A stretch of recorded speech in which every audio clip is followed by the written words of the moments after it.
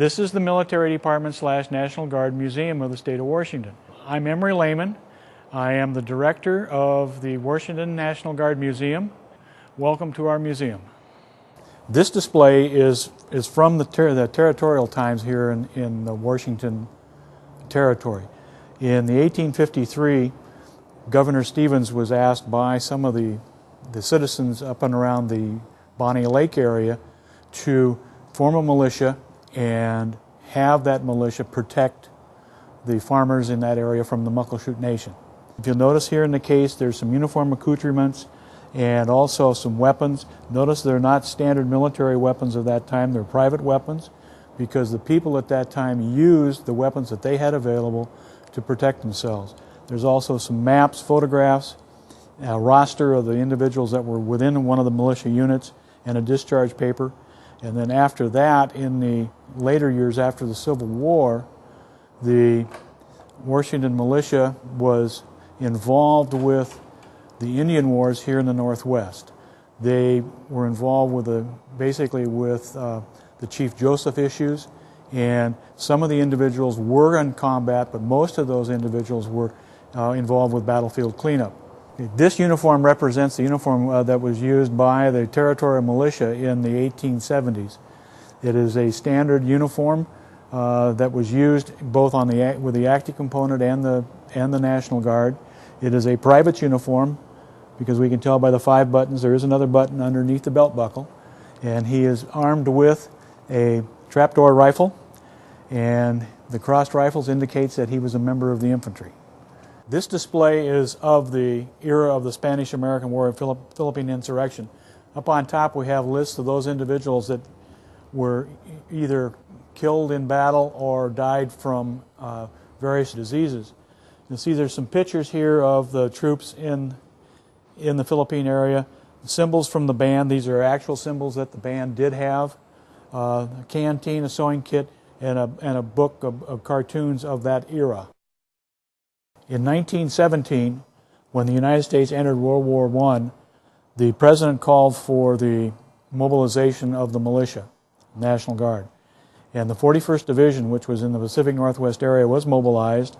They went from the Pacific Northwest to Camp Greene in South Carolina, trained, then boarded ships to go to France. You can notice in the back of the case there's a wooden box. In that box is a punch set. And that's how they make dog tags. Well, one of our fellows he and his wife were doing some antiquing down on the ocean, and he found an aluminum disc that had a guy's name on it, a serial number, and the unit number, which was from the 41st Division. We have that in here. It is artifact number 14, and it was made by a kit that you see in the back of the display. The other displays, there's some discharge papers, some photos of the World I area, a blanket. There's standard helmets, some bayonets, some of the books that were used, and then the protective masks that are up on the shelf. The weapon you see on the cabinet is a Springfield .6, commonly called a 1903, and it fires a .30 caliber round. It was a standard infantry rifle at that time. Okay, this case is about World War I. We have the standard soldier here with a woolen uniform, his protective mask and dishpan helmet. He's a member of the infantry.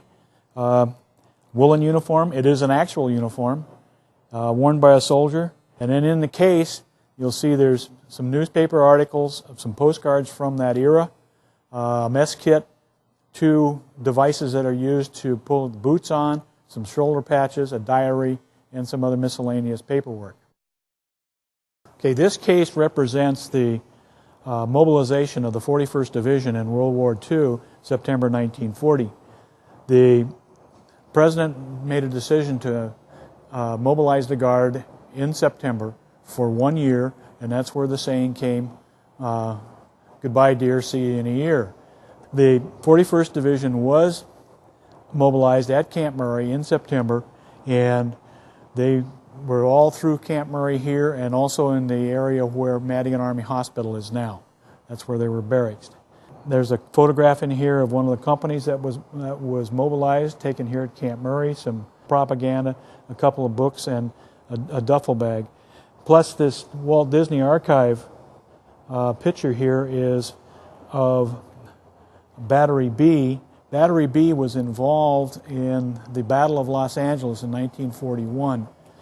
The drawing you see here of this bluebird with a helmet and the B on it, it was done by the Walt Disney Studios for Battery B, 205th Artillery. And you can see that by the 2 stars, the 0, and then the 5 stars, which stands for the 205th.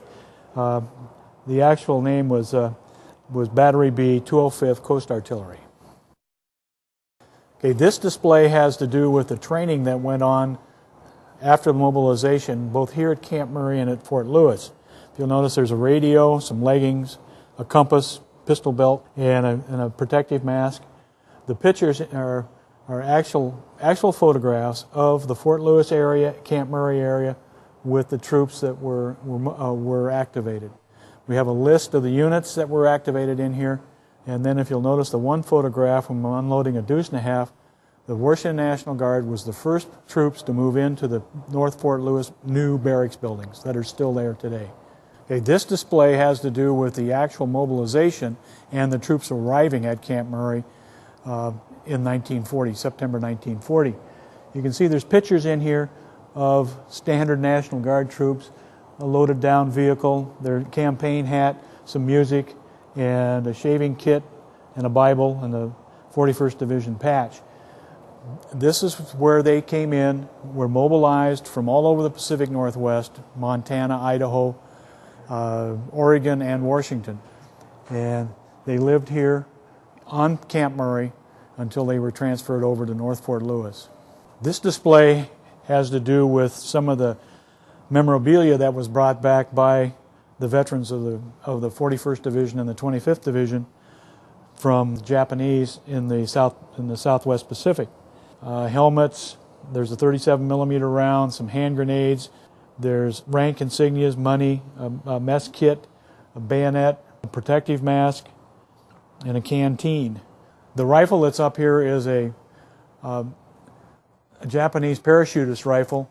It's a 7.7 millimeter, and the interesting thing about that weapon is it can be broken down. When the Japanese parachuted, they put their weapons in bags and strapped them to their legs when they went out of the aircraft. The flag that's behind the weapon is a flag that was brought back from the Philippines. All NCOs, officers, had these battle flags, and those are names of the unit, people in the unit from that unit that flag came from.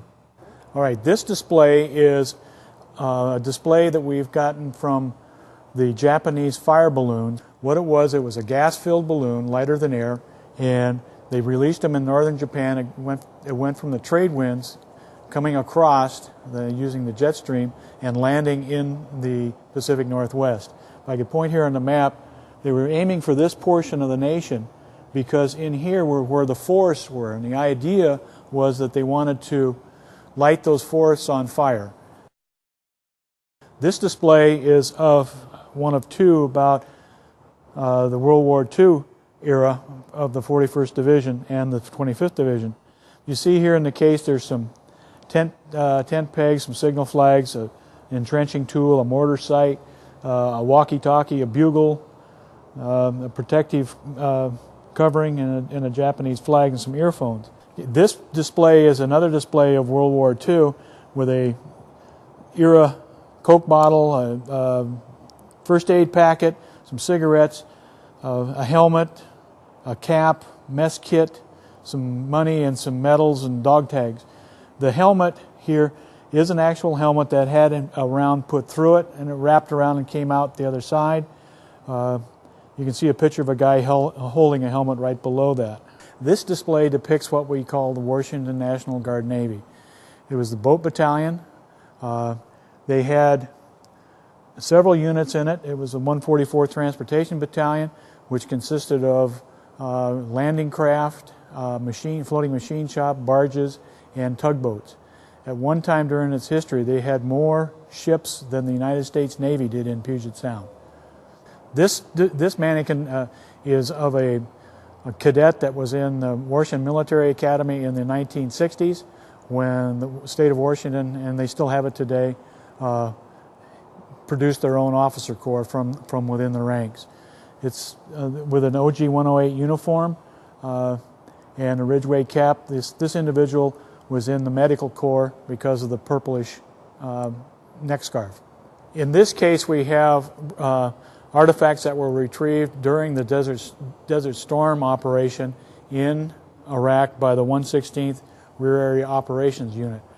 And it consists of a radio, some headgear, some chemical protective clothing, and some other little personal issue items like a shaving brush and some cigarettes and postcards and some manuals.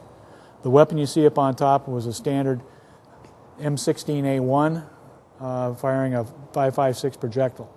This painting by Mr. Pat Haskett depicts some of the actions of Bravo Company, 14th Engineers, that was embedded in the 14th Engineer Battalion active component out of Fort Lewis. They served in Iraq, and the hotel in the background was one of the major headquarters of the Iraqi National Guard, and they were ordered to destroy it. If you take a very close look at this painting, you'll see here that there's a bumper marking, and you have to really take a look at it close. It is Bravo 11, which is the National Guard element out of that active component battalion. This is a 10-barrel 45-70 caliber Gatling gun produced by Colt Arms in 1890. It is a fully functional weapon. It is magazine fed from a vertical magazine. There's also a cylindrical magazine that can be used with this weapon. It was originally issued to the state of Washington. We received 2 of them, and they were specifically to be used for crowd control and riot control during civil actions. To our knowledge, it was never used. It is, as I said, it is fireable, and we will not fire it because it is a museum piece.